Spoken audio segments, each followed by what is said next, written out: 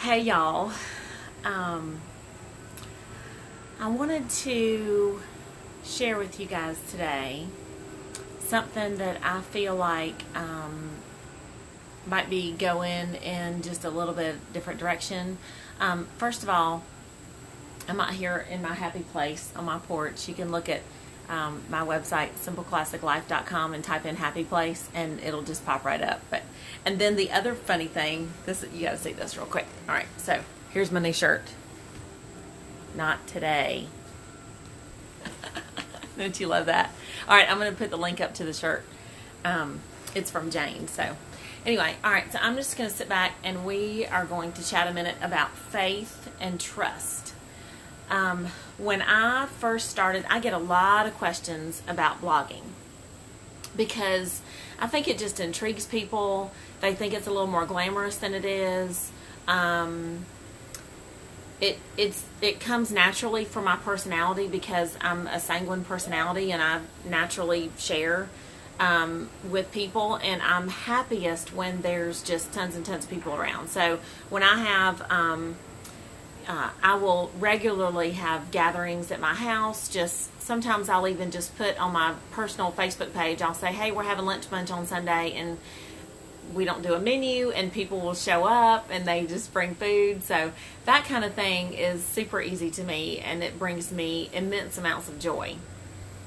But I will be 50 next year. In May I'll be 50.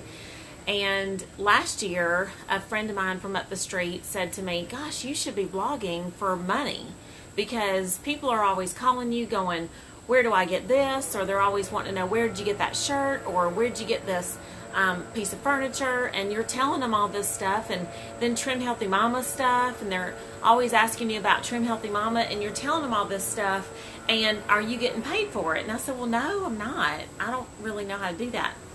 So she was like, oh my gosh, this is definitely the way to go. She says it takes a while to build an audience and that kind of thing, but over time you absolutely, will make money blogging. And I thought, well, that's kind of cool. Well, that was in the summer of last year. Fast forward about 3 months is when the captain found out that his particular airline was no longer going to have all the business that they had had for the last 30 years. And so he needed to look for another pilot position.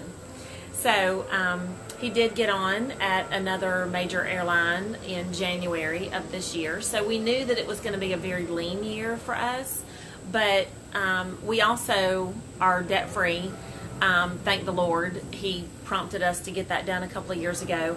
And so it was not nearly as traumatic as it normally would have been, but that part was completely fine. So I feel like our faith, we do trust the Lord with everything. I feel like our faith is pretty strong. But when something like that gets changed real fast, he's 56. So he's only got 9 years left to fly before the FAA says you're too old to fly. So back to the faith and trust issue that we were talking about. A lot of people ask me about blogging. And I would say that if you don't need the money, if you are not in a hurry to start making any money, and you truly just love to write, and you love the technical side of it, you love to learn how websites work, you love to interact on Facebook and on social media every day, if you love all of that stuff, then absolutely start a blog and get on it. Absolutely. That is exactly what all this is all about. But I have found that when I am in a busy season, or if the captain used to be home every night because he was an instructor at his old company, and now he's the pilot, so he's gone, just like a pilot is normally gone half the week. And so things are a lot different now. But I have requested of the Lord to please send me every day one person that needs to remember that they're not alone, who needs a reminder that God sees them. And so he has so graciously granted my request nearly every day. And I'm humbled that he would use me at all. I mean, I'm just a crazy mom of 2 teenage boys who half the time can't keep it together. And I regularly will not get a shower until 2 and stick a mom bun on the top of my head, and my kids will eat cereal for dinner and or hot pockets or scrambled eggs and bacon for dinner. I mean, we are not organized. I don't meal plan. I feel like I have nothing to offer as far as a blog goes. But I do blog and I do write when I feel like the Lord is sending a message through me that needs to get out. And usually those heartfelt posts that I have posted in the past have been my most successful.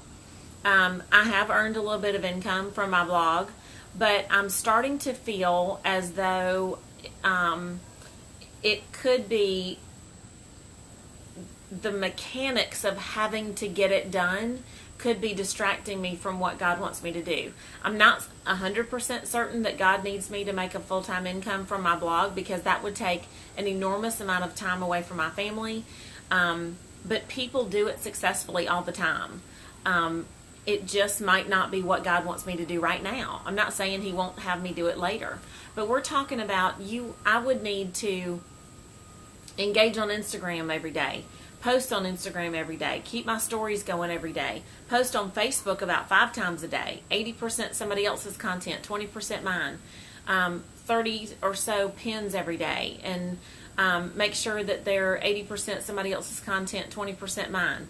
Make sure that my pictures are curated looking and my Instagram account is a certain way. And make sure that all the back end of my blog is just right and that it's secure and that I'm figuring out which plugin doesn't agree with this plugin, and what if I don't use the right keywords, and I got to worry about SEO, which stands for search engine optimization, and then Google changes an algorithm and everybody freaks out. And y'all, I'm telling you, this is too much for a sanguine. And once it gets unfun, I'm usually out. So there are days when I just go, yeah, not today. Like, my shirt. Nope, not today. So, all that being said, I am asking the Lord to direct my steps every single day. I don't have to wear the label of blogger. I don't have to wear the label of writer or Instagrammer or whatever you want to call it in order to get His purpose accomplished. I can very easily see myself getting so caught up in how many Instagram followers do I have? How many people have liked my Facebook page? Why did so-and-so unlike my Facebook page? There are apps, and they call them VAs, virtual assistants, who that is their full-time job, is to follow and unfollow people on Instagram to try to get more followers for their person. So it just is mind-boggling to me, but to try to keep up with all the numbers.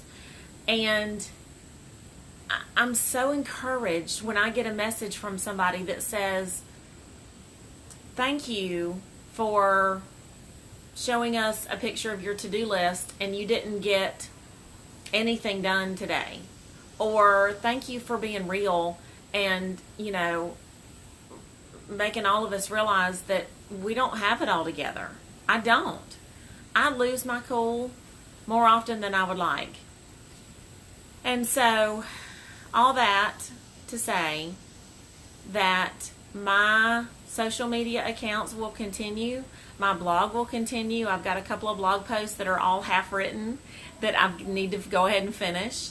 But I'm okay with the slow growth of things, because every single day lately I feel like God has accomplished what He needs me to accomplish for Him. Not for my numbers, not for my traffic. He doesn't care how many people visit my website every day. Did y'all ever think about that? He needs one person to see one thing that's a message from Him, and that's it. So there you go. There you have it. I am right in the middle of listening to a whole bunch of podcasts. I'm going to put some links of them in this post right here. I'll put a couple of those links. I'll put the link to this shirt. If you're watching this on the replay, I would love to hear something that the Lord did for you today. And if you're watching this on YouTube, it's all about numbers a lot of times. So if you want to subscribe and share, that would be wonderful. If not, that's okay too. So y'all have a wonderful, wonderful day. We are headed out to a parent meeting tonight for cross country. We've got a big race coming up this weekend. It's the largest cross country meet in the state. So pray for all the runners, and we'll talk to y'all next time. Have a great day.